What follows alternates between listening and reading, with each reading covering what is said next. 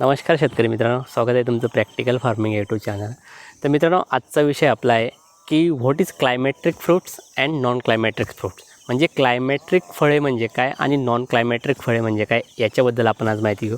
तर मित्रांनो, आज आपण एक मोसंबीच्या बागमध्ये तर आपण नेहमी रोज आपल्या दैनंदिन जीवनामध्ये फळे खात असतो। त्यामध्ये केळी असेल, पपई असेल, त्याच्यानंतर फणस असेल, टरबूज असेल, खरबूज असेल, सफरचंद असेल, डाळिंब असेल, नाना विविध प्रकारची फळे आपण खात असतो।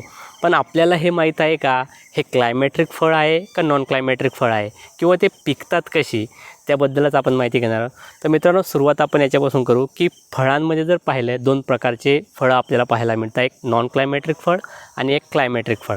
आपण पहिलं बघूया क्लायमॅट्रिक फळ। आता क्लायमॅट्रिक फळं म्हणजे काय की अशी फळे ती झाडावर सुद्धा पिकली जातात आणि काढणीनंतर सुद्धा ती पिकली जातात, त्यांना आपण क्लायमॅट्रिक फळं म्हणतो। म्हणजे तुम्ही जर पाहिले क्लायमॅट्रिक फळांचं उदाहरण केळी, आंबा, सफरचंद, त्याच्यानंतर किवी असेल, पपई असेल, यासारखी फळे झाडावर सुद्धा पिकतात आणि झाडांहून काढणी झाल्यानंतर सुद्धा पिकतात। तर मित्रांनो, यांची पिकण्याची प्रक्रिया अशी असते की यांना इथिलीन वायूची गरज असते। म्हणजे ज्यावेळेस ही झाडावर पिकतात त्यावेळेस ते इथिलीन वायू तयार करतात किंवा ऑक्सिजन वायूसुद्धा ते तयार करत असतात आणि ही फळे नाशवंत असतात। यांची जी सेल्फ लाईफ असते किंवा त्यांची ही लाईफ सायकल असते ही काही काळापर्यंत मर्यादित असते, ही लाँग ड्युरेशनपर्यंत राहत नाही आणि ती नाशवंत होतात आणि ती सतत पिकत चालतात, काढणीनंतरही पिकतात, म्हणून ते आपल्याला गोड आणि रुचकर वाटतात आणि काही वेळानंतर ती खराब होत असतात। आता नॉन क्लायमॅट्रिक फळं जर पाहिले मित्रांनो, त्यामध्ये निंबूवर्गीय म्हणजे ही आपली मोसंबी जर तुम्ही पाहिली तर ही नॉन क्लायमॅट्रिक फळांमध्ये मोडते।